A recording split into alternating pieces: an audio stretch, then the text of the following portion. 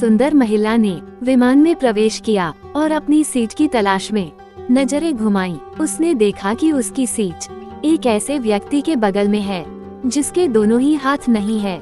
महिला को उस अपाहिज व्यक्ति के पास बैठने में झिझक हुई। वह सुंदर महिला एयर होस्टेस से बोली, मैं इस सीट पर सुविधापूर्वक यात्रा नहीं कर पाऊंगी क्योंकि साथ की सीट पर जो व्यक्ति बैठा हुआ है उसके दोनों हाथ नहीं हैं।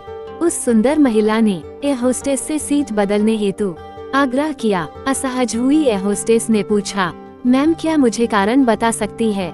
सुंदर महिला ने जवाब दिया, मैं ऐसे लोगों को पसंद नहीं करती।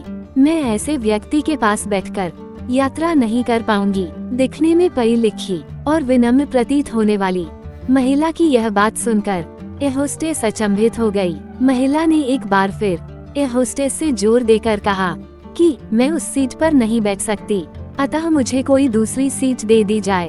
एयर होस्टेस ने खाली सीट की तलाश में चारों ओर नजर घुमाए पर कोई भी सीट खाली नहीं दिखी।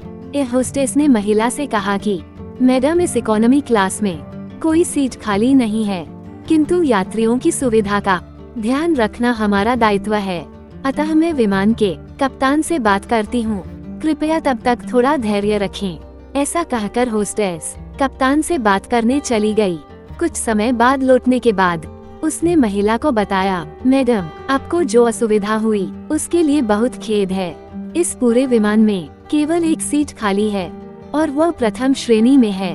मैंने हमारी टीम से बात की और हमने एक असाधारण निर्णय लिया। एक यात्री को इकोनॉमी क्लास से प्रथम श्रेणी में भेजने का कार्य हमारी कंपनी के इतिहास में पहली बार हो रहा है।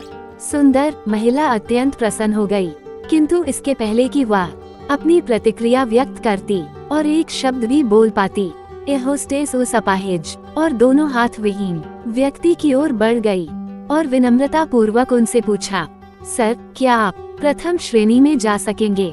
क्योंकि हम नहीं चाहते कि आप एक अशिष्ट यात्री के साथ यात्रा करके परेशान हो।